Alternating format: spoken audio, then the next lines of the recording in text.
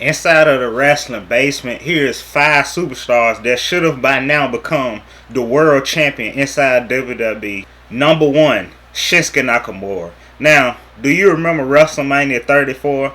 I actually do because I attended it, and the main event of that pay-per-view, well, one of the main events, was the WWE Champion AJ Styles defending his championship against Shinsuke Nakamura, in which the build-up to the match, it seemed as though Shinsuke Nakamura was going to become the WWE Champion. Leading up into it, he won the Royal Rumble, the 30-man Royal Rumble match, for the opportunity to face AJ Styles for the WWE Championship that same year, in which he failed to capture the WWE Championship, which the match ended with a Shinsuke Nakamura heel turn, where he would later on in the end of the match low blow AJ Styles and give him multiple Kinshasa to the face. If that night he didn't become the WWE Champion, at least the next pay-per-view following the WrestleMania pay-per-view, he should have really became the WWE Champion at the least. Like, that heel turn by Shinsuke Nakamura after WrestleMania 34 should have completely legitimized his ranking and his position inside of WWE, particularly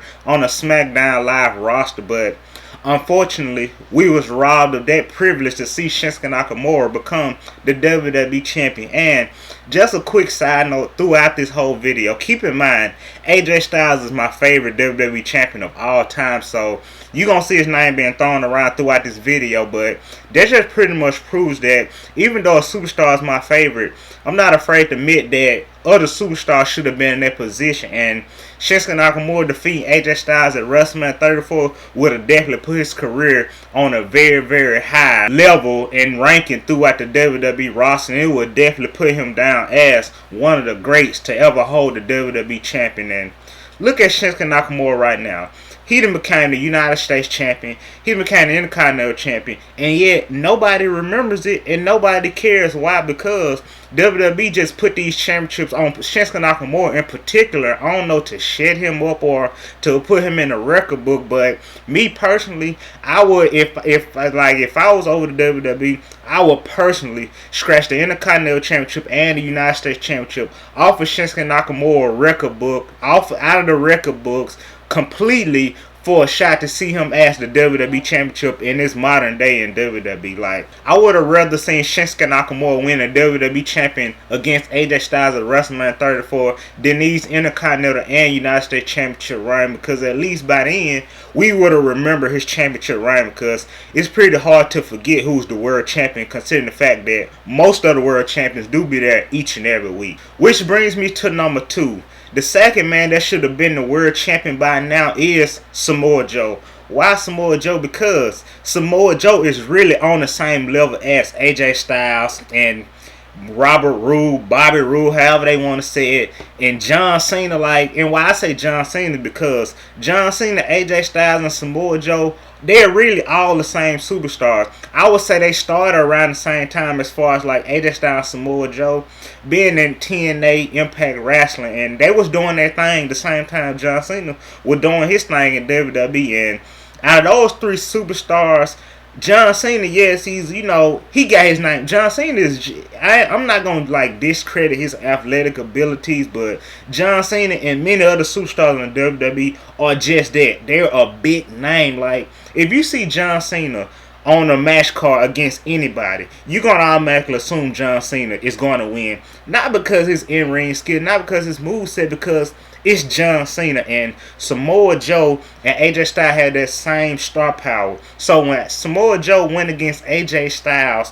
for the WWE Championship on multiple occasions, 3 to be exact, similar to Shinsuke Nakamura, those 2 superstars lost to AJ Styles 3 times in a row, which in my opinion, that was a great time to capitalize and make those superstars world champions. But unfortunately, we was robbed of that, and we did not get to see neither Samoa Joe or Shinsuke Nakamura become the WWE Champion. Which brings me to my number 3 spot on this list, which will have to go to Rusev. Considering the fact that Rusev Day was the hottest thing in WWE, at least on SmackDown and throughout the whole WWE universe. You know somebody's movement is hot.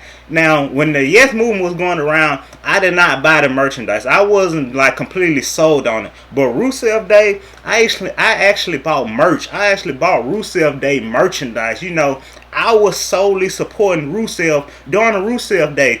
Him, Aiden English, and Lana, even them making money off Lana with the Lana Day. Nobody cared about Lana Day, but Rusev Day was a global thing. The Rusev Day, it could have been just as big as the what with Stone Cold Steve Austin.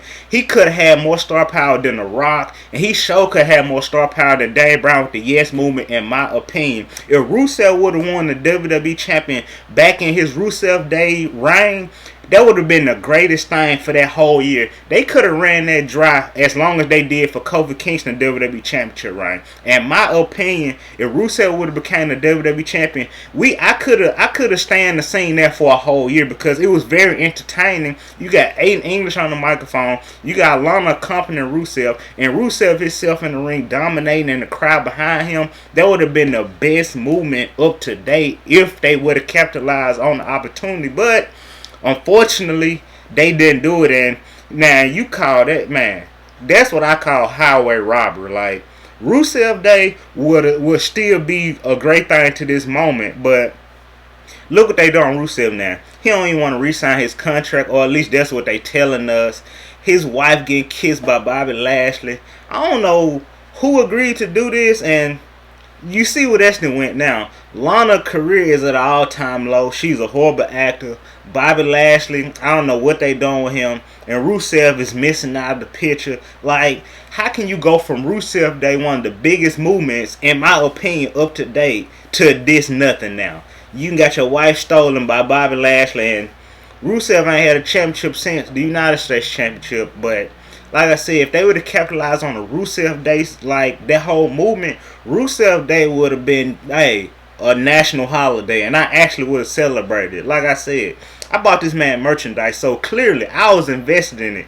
And what's going around in the WWE now, I ain't watched like Monday Night Raw and Friday Night SmackDown. Even NXT has been dead like for weeks now.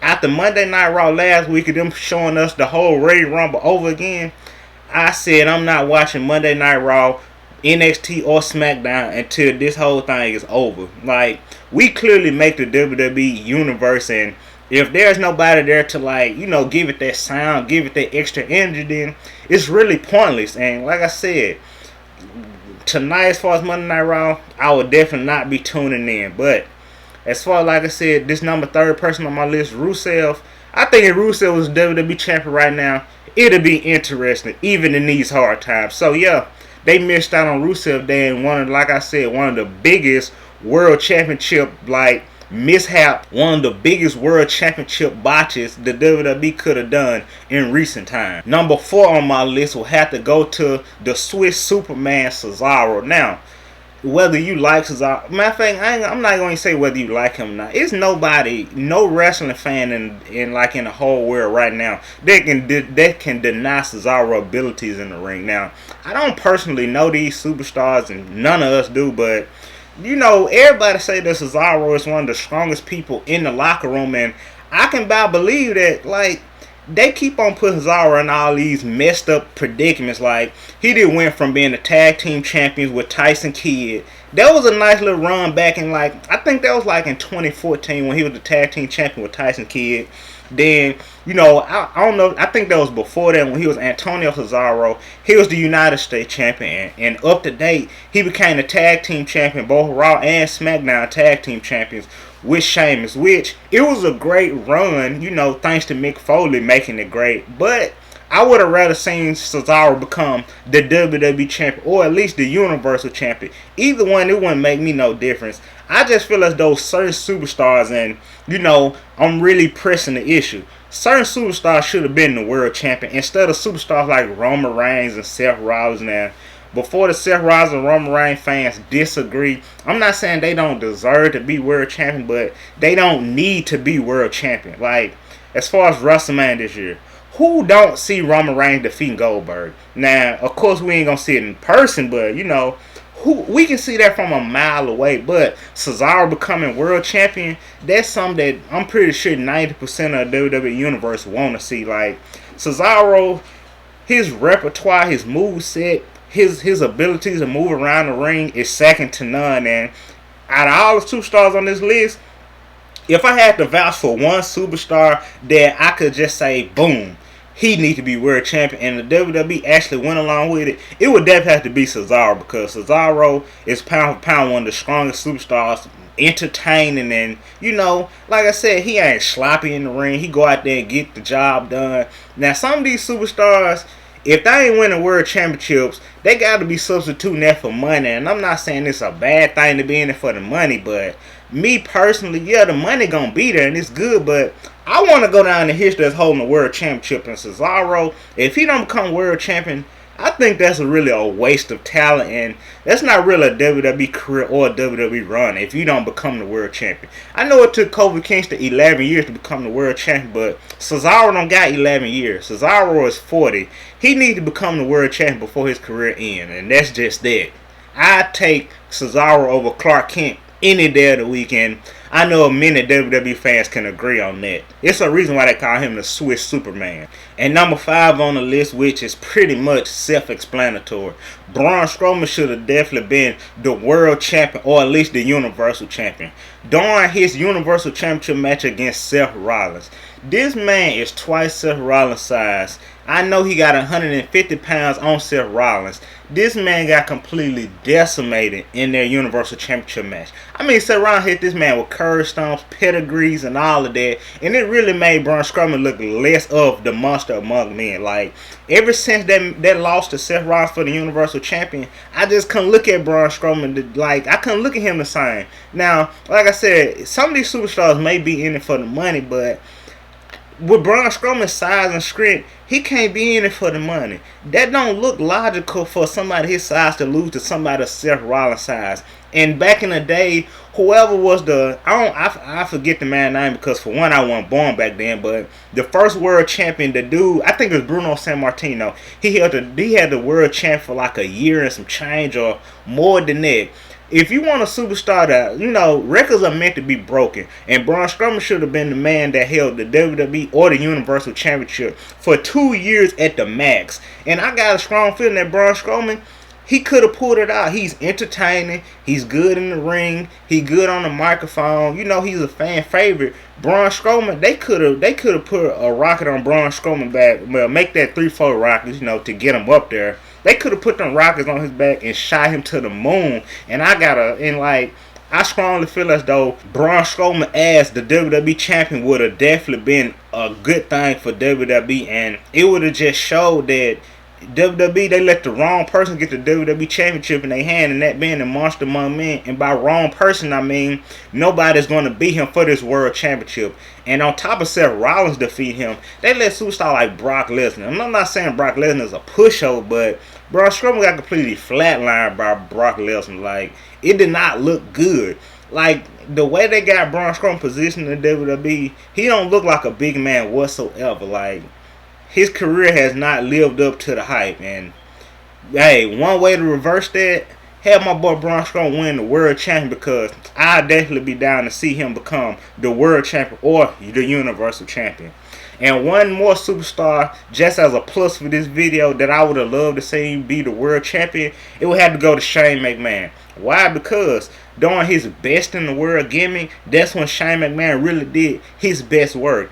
He had Drew McIntyre backing him. Drew McIntyre, Shane McMahon beat Roman Reigns, for crying out loud. And, even though they had a little assistance to it, but still, it's Roman Reigns. The name itself makes him, he's vouchable, as far as being in the ring. And most people like Roman Reigns. For Shane McMahon, at his age, to defeat Roman Reigns, I think there was like at Super Showdown or at Crown Jewels. More than likely it was at Crown Jewels. He defeated Roman Reigns, and since winning the Best in the World trophy, Shane McMahon definitely should have been the world champion. That would have been the best way to wrap up the Best in the World gimmick as far as his run this time around, because back in the days, he was the European champion. It was a good thing. And even Vince McMahon won the world champion. Shane McMahon being, he was out there performing like he was performing, I wouldn't have been surprised if they would have, capitalized on the moment and made him the WWE champion. I wouldn't have been mad at all. And the best way to wrap that storyline up as far as Shane McMahon becoming